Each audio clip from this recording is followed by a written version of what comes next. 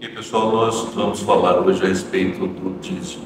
Muitas colocações, muitos conceitos, muita opinião particular, às vezes algumas interpretações equivocadas no que diz respeito ao dízimo, às Escrituras. Primeiro, a gente tem que analisar a seguinte situação: se você faz parte de uma igreja, de uma entidade religiosa, e participa de todos os benefícios que esta igreja oferece, coisas até mesmo simples como sentar numa poltrona confortável, tomar água, o cafezinho que é servido, o ar-condicionado que é colocado para conveniência, a aparelhagem de som, tudo que envolve a igreja, ela é oriunda de pessoas que devolvem o dízimo e devolvem as suas ofertas. O fato de participar de uma igreja não te dá a obrigação salvífica, por assim dizer, que você tem que devolver o dízimo, mas a sua obrigação moral de participação, de fé, porque tudo gira em torno da contribuição. Então, uma das questões que são colocadas em relação ao dízimo é que ele faz parte da lei mosaica. Das mais de 600 leis que foram abolidas por Cristo, existe a lei do dízimo. Isso é um equívoco, porque o dízimo ele foi incorporado à lei e ele não era uma instituição que fazia parte da lei, foi criado pela lei de Moisés. É só você analisar a Bíblia. Abraão, ele, ao encontrar o rei de Salém, o sacerdote Melquisedeque, ele devolveu a Melquisedeque o dízimo de tudo. Então a gente pode afirmar por aí, se fôssemos pegar isso, que o dízimo é uma aliança abraâmica e não mosaica. Então o dízimo veio antes da lei. Então cai por terra toda a argumentação de que foi cravada na cruz, foi tirada por Jesus, porque o dízimo ele não foi instituído por Moisés, foi antes dele. Uma outra coisa em relação ao próprio dízimo em si, sobre a questão de mantimento, sobre a questão de não ser dinheiro. Bom, isso aí é muito fácil da gente analisar. Primeiro, porque naquela época não havia uma moeda corrente. Então, a moeda de troca, o que acontecia eram os cereais, eram as plantações, eram as ovelhas, era a criação de gado e de ovelha, que eles, ao subirem ao templo, eles levavam a 10ª parte e a oferta de primícias e oferta de culpa, e tudo isso era levado em cereais, em animais,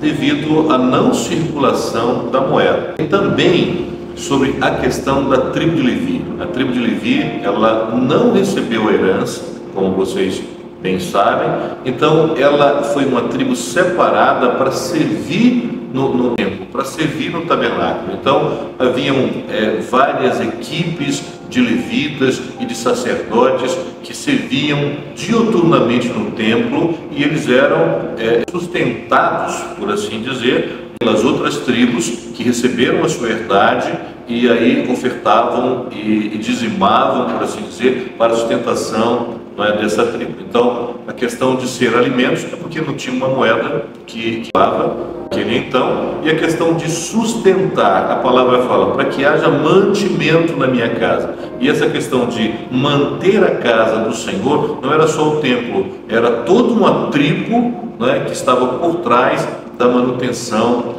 do templo. Aí vem o grande questionamento. E o grande questionamento e no Novo Testamento? Jesus aboliu isso, não se fala, tem dízimo, não tem dízimo no Novo Testamento, porque afinal de contas, a gente vive sobre uma nova aliança. Esse é o entendimento.